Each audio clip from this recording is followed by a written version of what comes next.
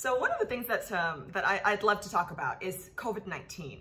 You know, how we've gone from, you know, going into the office to kind of just bring everything onto the digital front, right? Where do you see the workforce going post COVID-19? And you know, like, what kind of digital skills do people really need to have nowadays? Well, it's a really good question, because obviously with COVID, you know, it's forced even our industry in education into a remote delivery mode. And to be honest, when it comes to COVID, I think that, you know, there's been sort of like a lot of concern, I guess, that that we've had to make that transition so quickly. But I think it's been fantastic, because ultimately the workforce is going to require those technical skills that students now are quite familiar with. Probably like everyone else, we live our life on virtual meetings and Zoom, and we know how to move between various devices, and so I think now students have become even more au fait and are more comfortable with that.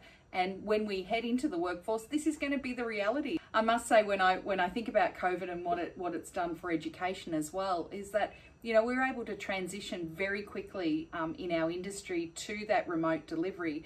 But it's worked very well, obviously, for the theory-based activities, but still there is still a need for that face-to-face practical experience. So when I spoke before about having those simulated work environments, you just can't replicate that in a virtual environment. I know there's been many advances, and we've been using virtual reality and all sorts of means to try and get around it. But ultimately, I think at the moment still, there's going to be a need for that practical delivery and assessment that still has to take place face to face. So at Chisholm, we continue to deliver through COVID by providing our theory through virtual means, but we have had to wait until allowed to bring students back on campus to actually do those practical skills as well. So I think in the workforce of the future, it's going to be a blend of both as well. There is obviously going to have to be that practical side of things, but also individuals will have to be comfortable in working like this. That's great. You know, I think the blended model that you just mentioned for sure is the way of the future. Sometimes I feel like meetings are just faster, you know, if it's done online, and then knowledge can be accessed so much more easily now that there are courses that can be delivered online. But yes, that hands-on experience is, you know, is the kind of it's the kind of thread that ties in all of these knowledge to be able to allow somebody to work effectively, for sure. Yeah. As someone who's had a number of years of experiences working with Vietnamese people, what are some of the stories or memories that you have? Can you share a couple of some great ones and maybe some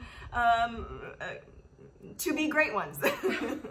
I guess from the point of view of the project that we just completed with DVET, and I'd mentioned we'd had the graduations in January, some of the really exciting news that we're hearing is some of our graduates have gone overseas, were able to get overseas before the borders closed.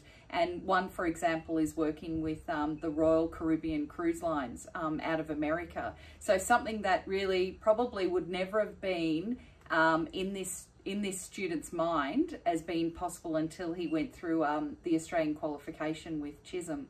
So I think that's a really great one. And then I hear on the other side that there is many of the big companies like LG and Samsung and Foxconn that are based in Vietnam now, employing large groups of our graduates for their production plant or for their other facilities, and many of them indicating that those students have come in and are definitely quite distinct in that they've got this confidence, they've got English ability, and they've also got those problem solving and communication skills. That sounds really, really nice, and I'm also super happy to be able to hear.